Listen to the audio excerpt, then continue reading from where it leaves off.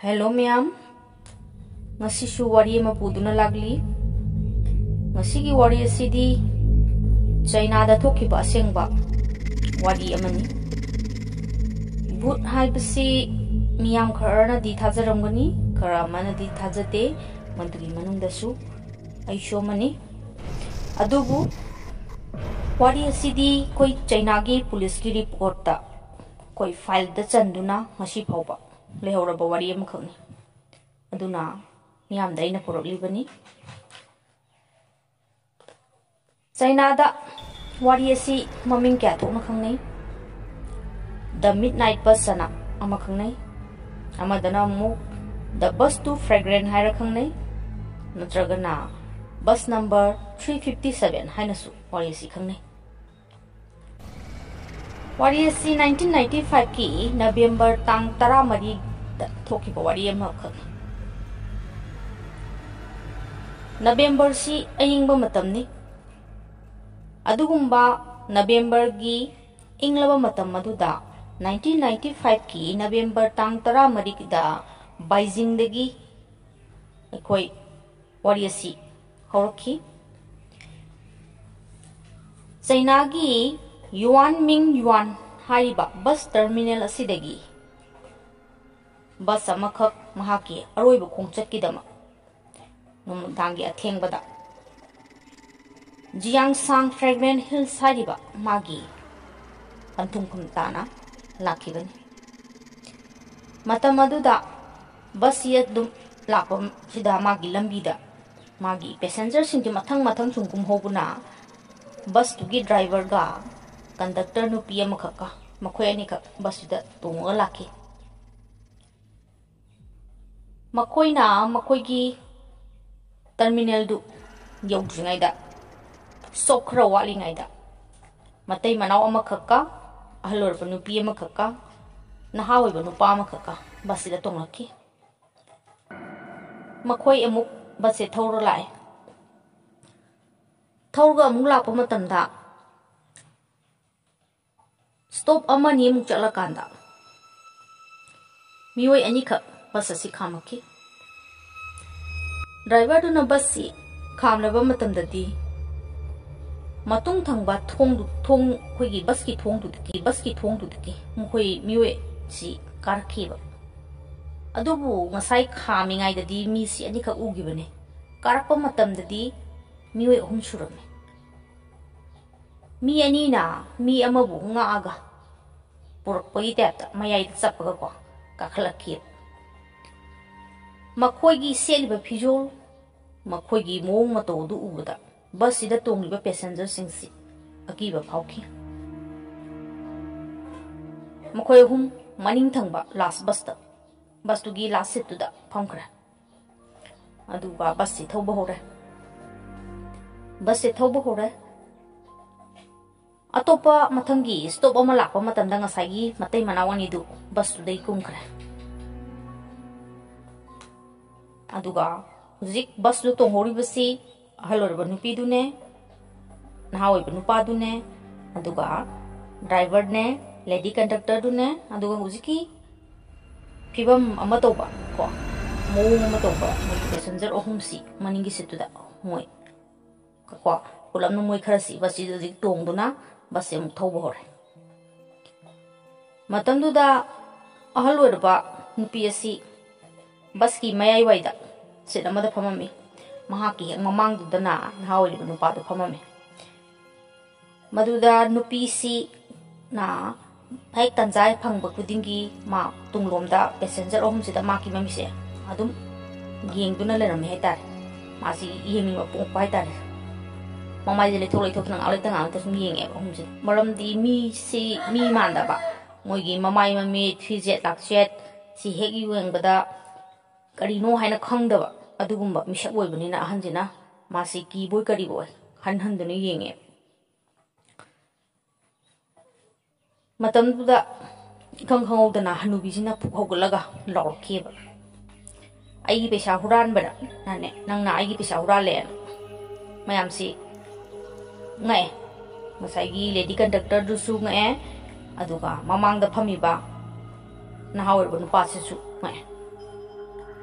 sai na hawi bu nupa sida anur bu nupi sina nang nai gi pesa hura le ta sinare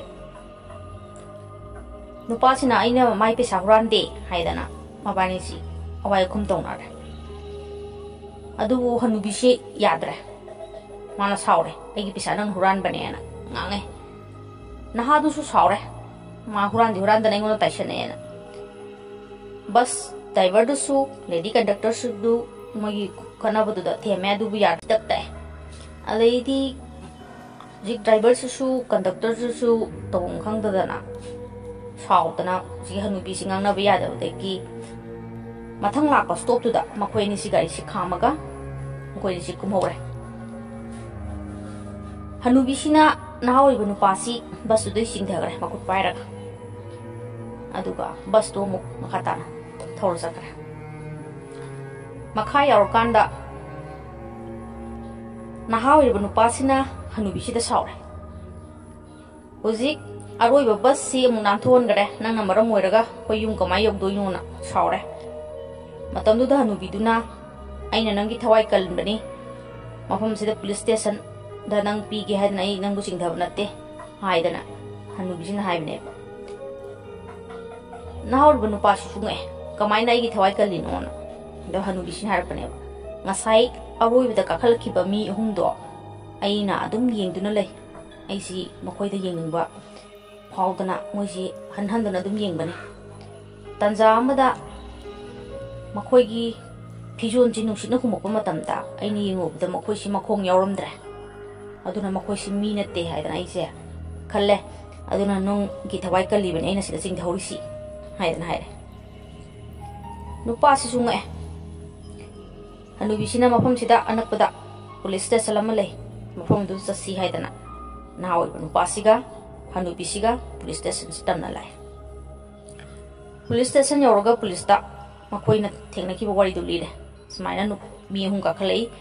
ani ne na khambani gari di moi hum ka khalai adubu makhoi gi mamai mamitu mi mandaba mawong fije sakse tu gyan men ta dabna hoje singna ki leiringai da nungsina husilakpada makhoi gi mafidu hum topuda makhong pande haidana hanubi sina tame police kai do sunu hujiki matam da bu kadai degi bud non yang maliba matam ni 1995 habsi ko ngam kui dana aduna matam du da bud red habsi koi su ngai police du su mo su thaja dre adamaina police du da complain lama tawamaga ahan du su nupa du su mai mayum da mai thopa chana gara adubu magi bus moina kumhuba bus stop to degi bus hi hek chat kharga magi sai bus terminus tu magi khampham do adu yogudav ne government bus ne moi sogit adu yorok trebani na bus si thinare complaint ta di date 14 gi November date 14 gi nungdang na mangi ba bus si mangre na thinarak padegi complaint si hojiki ahala poira banu piduga nu paduga na ramba police station silechu madugi report to phanga bus amas maina mangkre bus number 375 thiba khangdana driver amasung conductor yauna mangkre adei tinga sai police sinchi ahal dugar nu paduga ni change nu dak na ambado mokoi se thiraga mokoi wari se mohana tare kamai to bonon tarba matung danga sai wari do mohanjana lire hansina adagi di makhoi gi wari si media yogra November 15 November 1995 ki next day 15 November di lebak sin da thungna khoi gi I pau sida yaure ba newspaper da loi fonge ba hanubi si wari si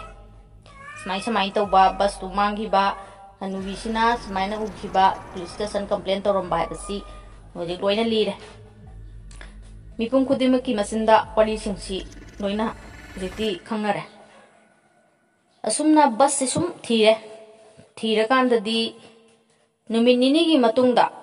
November 16 November 1995 ta bus asi uziki moigi fragrance hill saiba sigi turela mada bus amata tuna leire ba se pau phange सिगी fragrant hills की तुरेल सीदी महा की bus terminus अदुदगी kilometre 100 लाप मफम लेबा तुरेल अमने Cola तारमीस मफम अदुदगी बस से लौखले police doctor ma'am ambulance पुरगा बस से लौखला मतुंगदी डॉक्टर सु पुलिस सु लोइना पोखरे कईगिनो हाइबबु बस तुद यावरमिबा असीबा मी असीबा मंगा यावरमिबा साइ मोय अहुम दुमने अदुगा कंडक्टर दुने ड्राइवर दुने मोय मंगा यावरमबसिगी मनुंदा कंडक्टर दुगा ड्राइवर दुगा मखोय अनिगी मसादुदी सीदा ngaibni habdi niminini khata ngairiba aduna masa sindu kai masopan yaudana dum lerame aduga hakchang ahum amadi yamna pathapum dharaba phibam kaina yaurame ada doctor singsna hairisi masigi haksang sidi niminini gi mamangda sibak sang natte siba yam kuire inkraba matam sida syam thuna sang ama pathapum dharoi habsi moina haire कमाइना लेजिसिदनेबा पुलिसिंगसिना आइबदी ngasai bus sida kakhalkhriba mokoi ahum si mi na tabra asibra kamai to bo no kamai karakhibuno habisine matamdu de gi hona masi phawba wari si kanamtana khangba ngamdana ikoi dum leidibani sida so muksu makoi बस तुगी कोई मोई terminal सेनरीबा manager हाइतारे को अदुदुना हाइबदती मकोई बस सिंगसे मोगी सकदब लंबी सिंगसिगी अरापसी येंगा मोगी थाव डीजल से हापेबा अदुना मंगोइदा किलोमीटर 100 हेना थौनबा थाव याउते हापतेबा हाप लनाय हापसु यातेबा मकोइना हाप थादुइनेबा अदे हेनबा थावदु बस ड्राइवर दुना मरनाय हापसु यादे मकोई गवर्नमेंट गी पॉइंट पमदे हापतोइनी अदुगा मोइना फिक्स ता हापगा सिदेना सिबोगी ला अराप चनबा हापख्रबने अदुना कमाइना किलोमीटर 100 हेना थौरमिबनो हाइबसे मोइ खोइसु ग्यान ताद्रे मतमदुदा मखोइना मोगी फुल टैंक दु हांगा येंगुबसिदा फुल टैंक सिसु इगी इंगाक यौरमे अदु इदुना थौरइब्रा कमाइना थौरइबनो बस ति किलोमीटर 100 सि हाइबसे सिसु खंग्रा असि फावबा स्माइना चाइनादा हुजि फावबा थिजनबा ngamdana leirwa wari amani ko bus number 375 topa maming ni hum su leire wari si thaja ningai oi thaja daningai oi khangre ko aduga amasu masai ahan duga nupa duga kumhuba bus stop tu gi mamangda bus stop tu bawda leiriba cctv moi matam du da moi gi cctv chanare camera se अदुदा बस सी इखोइ लंबी दा फाउदुन चटपसे उरम्मी अदुबु मदुगी हेक मतुंगदगी दी लेरिबा तोप CCTV मतुंग दजु दुम थेलिबा मयाम दुददी बस या उखिद्रे अदुना कमाइ चट्खिरुनो जुजु ngasi बो खंद्रे को